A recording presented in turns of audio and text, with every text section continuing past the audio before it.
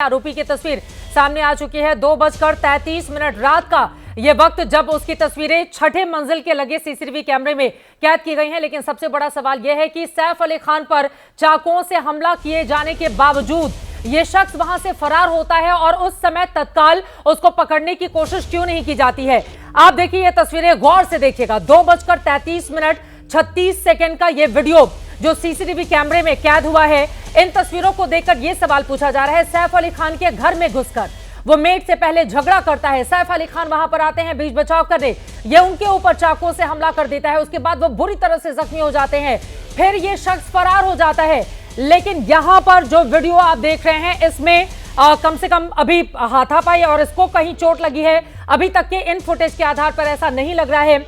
दूसरा सवाल ये आराम से फरार होता है, इसको रोकने की कोशिशें क्यों नहीं की जाती, उसी समय तत्काल फोन क्यों नहीं जाता है। कई ऐसे सवाल हैं। गणेश, कुछ और तस्वीरें आ गई हैं क्या आपके पास? गणेश जी बिल्कुल, वो सीसीटीवी फुटेज है जो मैं अपने ऑफिस तक भेजने की कोशिश कर रहा हूँ, यहाँ डाउनलोड हो नहीं रहा है। कोई नहीं, आप तो इसमें भी इसकी एग्जिट मूवमेंट दिख रही है जाते हुए। देखिए इस सीसीटीवी में वो छलांग लगाते हुए दिख रहा है और यहाँ से बाहर जाते हुए दिख रहा है। वो सीसीटीवी फुटेज उसी स्टेयरकेस का है। जो सीसीटीवी फुटेज जो हम तस्वीरें दिखा रहे हैं उसी का सीसीटीवी फुटेज यहाँ पर मैं आपसे साझा करने की कोशिश कर रहा हूँ। क्या आप कैमरे पर दिखा सकते हैं? अगर कैमरे से कोशिश कर ले गणेश अपने मोबाइल से। चित्रा, डाउनलोड नहीं हो पा रहा है, वही मैं कोशिश कर रहा हूँ यहाँ पर डाउनलोड करने की।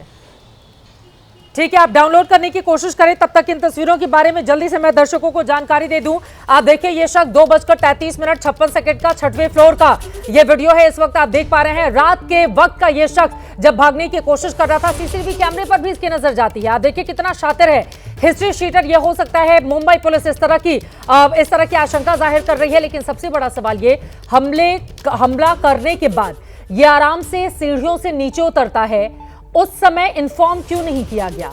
तत्काल जो इतनी हाई प्रोफाइल ये हाई राइज सोसाइटी है, वहां पर सुरक्षा गार्ड्स ने इसको पकड़ने की कोशिश क्यों नहीं की गई?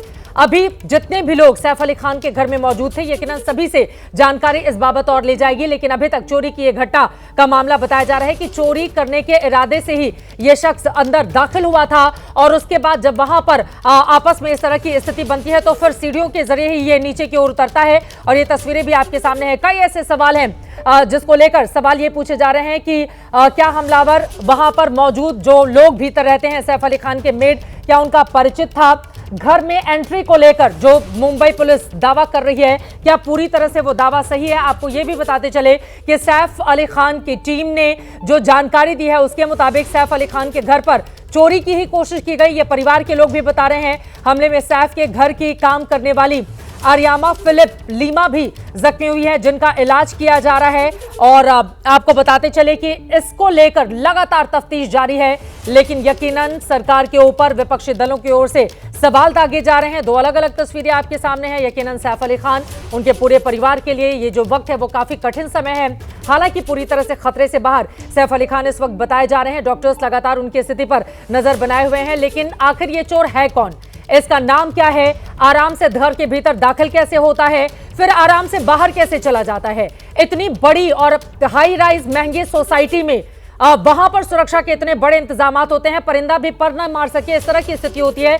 वहां पर ये हमला करने के बाद फरार हो जाता है। गणेश ठाकुर लगातार हमारे साथ जुड़े हुए हैं। गणेश, मृत्युंजय इस वक्त जुड़ चुके हैं। मृत्युंजय, क्या और जानकारी मिल रही है? मृत्युंजय बिल्कुल, देखिए ये जो आरोपी है, ये आरोपी हिस्ट्री शीटर है। इसके पहले भी इसके ऊपर मुंबई के अलग अलग पुलिस थानों में घरों में घुसकर चोरी करने, घर के दरवाजे तोड़कर घर में दाखिल होने और चोरी करने के मामले दर्ज हैं। और मुंबई पुलिस के आपराधिक रिकॉर्ड्स में इस आरोपी के बारे में जिक्र है और इसकी पहचान है। हालांकि पुलिस ने अभी इसके पहचान की जानकारी नहीं दी है क्योंकि अभी भी ये पुलिस की गिरफ्त से बाहर है। लेकिन एक और जानकारी है कि चोरी करने के बाद ये बांद्रा से ट्रेन से दादर प्रभा देवी की दिशा की तरफ बढ़ा था और वहाँ पर भी मुंबई पुलिस की टीमें अलग अलग भेजी गई हैं जो इस आरोपी को पकड़ने की कोशिश कर रही हैं। और आपको बता दें कि मुंबई पुलिस के पास एक डंप डेटा रहता है, यानी कि जो पुराने अपराधी होते हैं जिनको जमानत पर वो बाहर होते हैं, उनके ऊपर केस चलते रहते हैं, उसकी पूरी जानकारी, पूरी हिस्ट्री, डेटा उनके पास पड़ी होती है। उस आधार पर जब ये सीसीटीवी फुटेज सामने आया तो उस आधार पर इसकी जांच की गई और फिर इसके बारे में पता चला कि ये हिस्ट्री शीटर है और ये घरों के दरवाजे खिड़कियां तोड़कर या फिर फ्लैट में दाखिल होकर चोरी करने में माहिर है। इसके ऊपर कई दर्जन केसेस भी हो सकते हैं अगर ये वही सीसीटीवी वाला आरोपी है जिसके बारे में पुलिस को जानकारी मिली है। पुलिस उसी आधार पर काम कर रही है।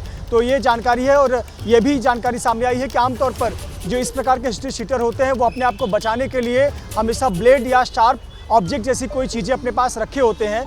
जब भी उनसे कोई लड़ने, उलझने, पकड़ने आता है, चाहे वो पुलिसकर्मी हो, चाहे आम आदमी हो, चाहे कोई भी हो, वो उस पर हमला कर देते हैं ताकि वहां से वो जान छुड़ाकर भाग सके। इस प्रकार की तकनीकी ऐसे अपराधियों द्वारा अपनाई जाती है। तो ये इसी प्रकार का ये हादसे का शिकार सैफ अली खान हुए और ऐसी पूरी आशंका है कि इस चोर को या इस हमलावर को बिल्कुल अंदेशा नहीं था कि यह घर सैफ अली खान का है, हाई प्रोफाइल घर है, लेकिन उसे जरूर ये पता था कि एक हाई प्रोफाइल सोसाइटी का, लेकिन इतने हाई प्रोफाइल अपार्टमेंट से ये आराम से निकलने में कैसे कामयाब रहा, ये बात इतनी आसानी से पचती नहीं है, क्योंकि जो छोटी छोटी सोसाइटी है जो बहुत महंगी नहीं होती हैं, वहां पर भी सुरक्षा के इस तरह के इंतजाम होते हैं कि कोई भागने की अगर कोशिश करता है तो तुरंत वो पकड़ में आ जाता है।